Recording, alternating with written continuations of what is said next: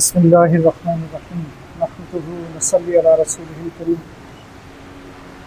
پچھلے ہفتے ہم نے یہ حیات الصحابہ رضی اللہ عنہم کے درس کا سلسلہ شروع کیا تھا، اور پچھلے ہفتے ہم نے ابتدائی درس میں قرآن شریف سے ان آیات کی تلاوت کی تھی جن میں صحابہ کرام رضی اللہ عنہم کی اللہ تعالیٰ نے تعریف فرمائی تھی، اور ہم نے یہ بات کی تھی کہ صحابہ کرام کی تعریف تو اللہ سبحانہ وتعالیٰ فرما رہے ہیں، اور آج ہماری زبانیں اتنی لمبی ہو گئیں کہ ہم صحابہ کرام کے اوپر تنقید کرتے ہیں، ان کے بارے میں غلط سلط باتیں کرتے ہیں۔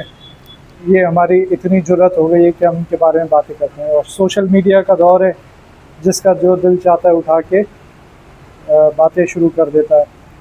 تو ہم میں سے جو لوگ صحابہ کو پہچانتے نہیں ہوں گے، جنہیں یہ نہیں پتہ ہوگا کہ اللہ تعالیٰ نے کس طرح صحابہ کرام کی تعریف کی ہے، صحابہ کرام کی زندگی کے بارے میں ہمیں نہیں پتہ ہوگا، تو بہت سے لوگ جو ہیں وہ ان لوگوں کی باتوں میں آ کر گمراہ ہو جاتے ہیں۔ اور مولانا ابو الحسن علی ندوی رحمہ اللہ، انہوں نے ایک بیان میں فرمایا تھا کہ صحابہ کرام جو تھے، ایک تو نبی کریم صلی اللہ علیہ وسلم تو سب نبیوں میں سید الانبیاء تھے، لیکن صحابہ کرام کی جو جماعت تھی وہ بھی ایک خاص جماعت تھی جو اللہ تعالیٰ نے اپنے نبی کے ساتھ بھیجی تھی۔ ان لوگوں نے جو کام کر کے دکھائے وہ نہ ان سے پہلے کسی نبی کی امت میں کسی نے کر کے دکھائے، اور ظاہر نبی صلی اللہ علیہ وسلم تو آخری نبی تھے، تو صحابہ کرام کی جماعت بھی ایسی جماعت تھی جیسی جماعت نہ پہلے کبھی آئی، اور ظاہر اب کبھی نہیں آئے گی۔ تو کسی نے تو یہ بھی کہا کہ یہ صحابہ کرام جو تھے یہ بھی اللہ تعالیٰ کے معجزوں میں سے ایک معجزہ تھا، ایسے لوگ تھے یہ لوگ۔ تو ہم صحابہ کرام کے جو واقعات پڑھیں گے اس میں آج پہلا واقعہ ہے حضرت زید بن سمنہ رضی اللہ عنہ کے اسلام لانے کا قصہ۔ یہ یہودیوں کے بہت بڑے عالم تھے، اور انہیں نبی کریم صلی اللہ علیہ وسلم کی نشانیاں پتہ تھیں کہ وہ جو نبی آنے والا ہے اس کی کیا علامات ہوں گی، کیا نشانیاں ہوں گی، لیکن یہ خود دیکھنا چاہتے تھے کہ یہ واقعی نبی ہے یا نہیں۔ تو انہوں نے جو صفت وہ دیکھنا چاہتے تھے وہ رسول اللہ صلی اللہ علیہ وسلم کا حلم تھا۔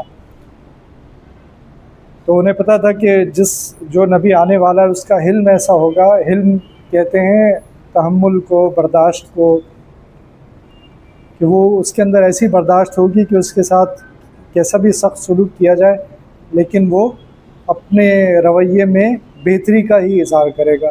تو یہ پورا واقعہ اس بارے میں ہے۔ حضرت عبداللہ بن سلام رضی اللہ عنہ فرماتے ہیں کہ جب اللہ عز و جل نے حضرت زید بن سمنہ کو ہدایت سے نوازنے کا ارادہ فرمایا تو حضرت زید بن سمنہ نے اپنے دل میں کہا کہ حضور صلی اللہ علیہ وسلم کے چہرے پر نگاہ پڑتے ہی میں نے نبوت کی تمام نشانیوں کو حضور صلی اللہ علیہ وسلم کے چہرے میں پا لیا تھا، لیکن دو نشانیاں ایسی ہیں جن کو میں نے آپ میں ابھی تک آزمایا نہیں۔ ایک تو یہ کہ نبی کی بردباری اس کے جلد غصے میں آ جانے پر غالب ہوتی ہے، دوسرے یہ کہ نبی کے ساتھ جتنا زیادہ نادانی کا معاملہ کیا جائے گا اس کی بردباری اتنی بڑھتی جائے گی۔ چنانچہ ایک دن آپ حجروں سے باہر تشریف لائے، آپ کے ساتھ حضرت علی بن ابی طالب رضی اللہ عنہ بھی تھے۔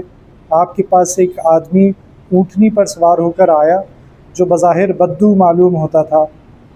اس نے کہا، یا رسول اللہ، فلاں قبیلے کی بستی میں میرے چند ساتھی مسلمان ہو چکے ہیں، میں نے ان سے کہا تھا کہ اگر وہ اسلام قبول کر لیں گے تو ان پر رزق کی بڑی وسعت ہو جائے گی، لیکن اب وہاں قحط سالی ہو گئی اور بارش بالکل نہیں ہو رہی۔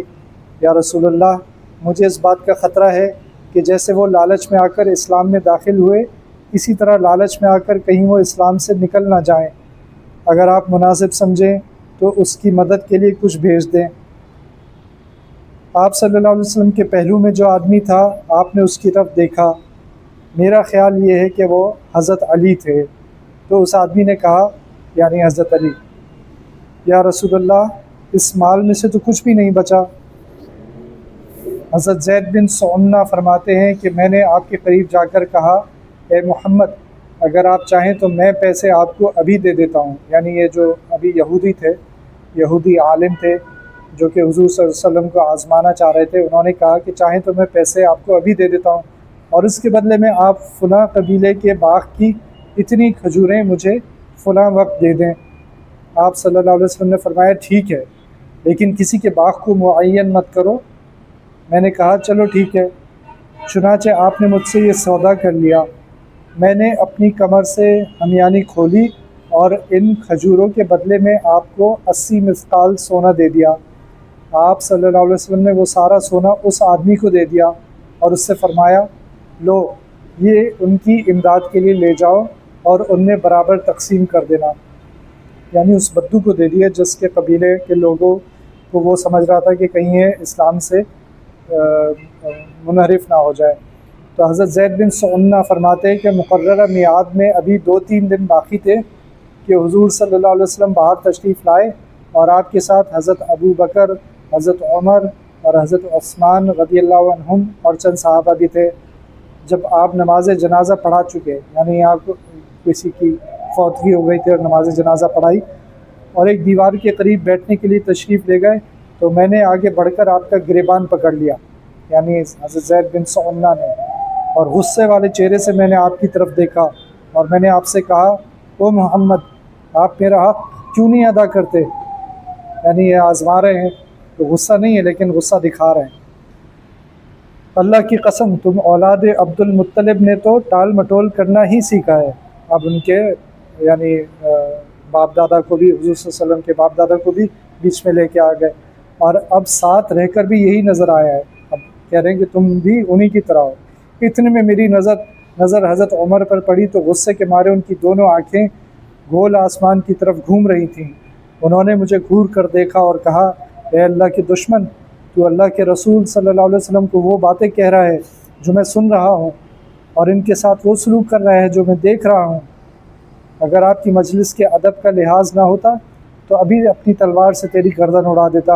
اور حضور صلی اللہ علیہ وسلم مجھے بڑے سکون اور اطمینان سے دیکھ رہے تھے، یعنی رسول اللہ صلی اللہ علیہ وسلم کو کوئی غصہ نہیں آیا، بلکہ آپ نے فرمایا اے عمر، مجھے اور اسے کسی اور چیز کی ضرورت تھی، یعنی مجھے اور اس یہودی عالم کو کسی اور چیز کی ضرورت تھی۔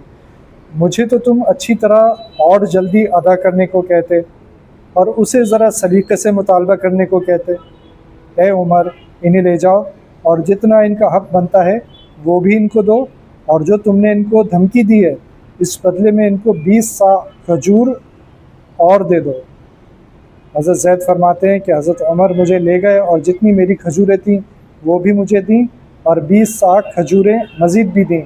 میں نے کہا یہ زیادہ کھجوریں کیوں دے رہے ہو؟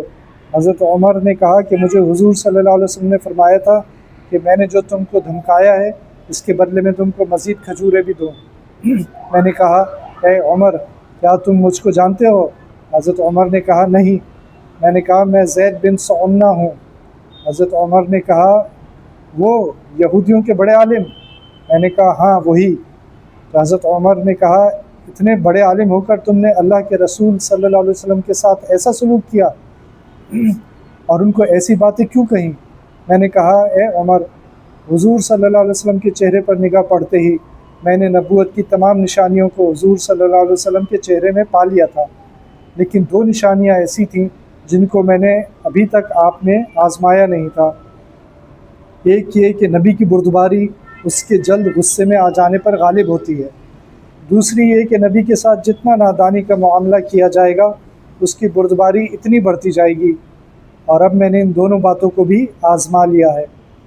اے عمر، میں تمہیں اس بات پر گواہ بناتا ہوں کہ میں اللہ کے رب ہونے پر اور اسلام کے دین ہونے پر اور محمد صلی اللہ علیہ وسلم کے نبی ہونے پر دل سے راضی ہوں، اور اس بات پر گواہ بناتا ہوں کہ میرا آدھا مال محمد صلی اللہ علیہ وسلم کی ساری امت کے لیے وقف ہے، اور میں مدینے میں سب سے زیادہ مالدار ہوں۔ حضرت عمر نے فرمایا ساری امت کے بجائے بعض امت کو کہو، کیونکہ تم ساری امت کو دینے کی گنجائش نہیں رکھتے ہو۔ میں نے کہا اچھا، بعض امت کے لیے وقف ہے۔ وہاں سے حضرت عمر اور حضرت زید حضور صلی اللہ علیہ وسلم کی خدمت میں واپس گئے، اور حضرت زید نے پہنچتے ہی کہا اشہد ان لا الہ الا اللہ وان محمدا عبدہ ورسولہ، اور حضور صلی اللہ علیہ وسلم پر ایمان لے آئے اور آپ کی تصدیق کی اور آپ کے ہاتھ پر بیعت کی، اور حضور صلی اللہ علیہ وسلم کے ساتھ بہت سے غزوات میں شریک رہے اور غزوہ تبوک میں واپس آتے ہوئے نہیں بلکہ آگے بڑھتے ہوئے انہوں نے وفات پائی۔ اللہ تعالیٰ حضرت زید رضی اللہ عنہ پر اپنی رحمت نازل فرمائے۔ اللہ تعالیٰ ہمیں حضرت صحابہ کرام رضی اللہ عنہم سے صحیح معنوں میں محبت عطا فرمائے اور ان کی زندگیوں پر عمل کرنے کی توفیق عطا فرمائے۔ ربنا تقبل منا انک انت السمیع العلیم وتب علینا انک انت التواب الرحیم وصلی اللہ تعالی علی خیر خلقہ محمد وعلی آلہ واصحابہ اجمعین آمین برحمتک۔